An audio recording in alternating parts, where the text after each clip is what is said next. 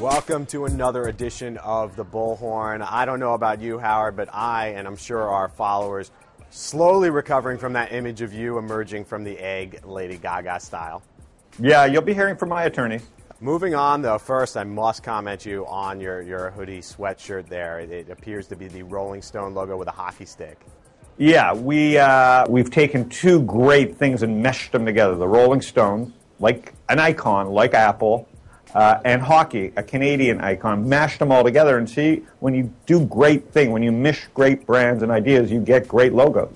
So let's get to it. You talked about Apple. Apple is a company that, probably a mistake to say that people fell out of love with it, but there was clearly some concern a little bit earlier this year on the Steve Jobs news. That's kind of coming up again with some of the speculation about his health. But, you sound like you're still as bullish on Apple as ever, right?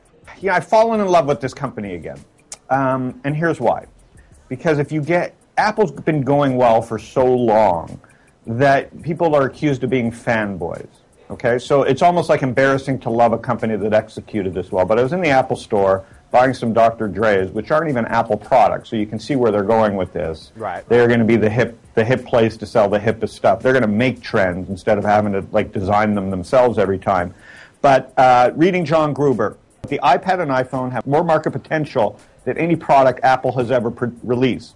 They have the chance to be both the Microsoft and the Intel of the next generation of personal computing. Listen, this trend is on. Yeah. Okay? This company is doing it all right. Steve Jobs, God bless him, we hope he's better. But he's the kind of guy who can pull a rabbit out of his hat. Maybe he will live till he's 120.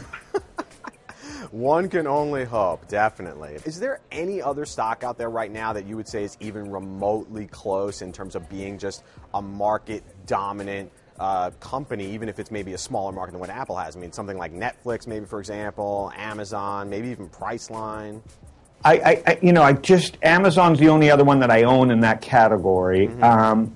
Probably because I just use Amazon every day, and I try and stick with products that I use. Obviously, the third company that nobody ever talks about is Exxon. So if you're going to buy a portfolio for your kids today, those are the three that you look at and buy on weakness because they look unstoppable.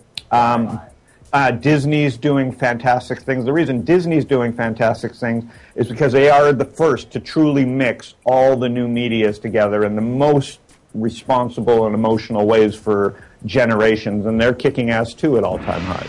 It's always a little bit dicey to praise a competitor, but you got to give a lot of credit to what Bob Iger has done since he took over from Eisner. I mean, buying Pixar, the alliance with Apple, truly amazing. And amazing. Let's move on, though, to wrap up with companies that are the anti-Apples and Exxons, if you will. Companies you hate, companies that may even, you have to say, should die or go out of business. Borders is one that maybe not dead yet, but it's pretty damn close. Yeah, I mean, Borders is, the CEO wrote a letter to shareholders, which opened with, for generations, Borders stores have been beacons of enlightenment and education. So he hasn't even led into the fact that the shareholders are screwed. This is a letter that's hiding still in his death letter from the truth. Right. And so, 7 years ago. 7 years ago, we were relevant. That's not important to the shareholders. I screwed up. I steered this thing into the ground. We need to teach people to avoid the Titanic.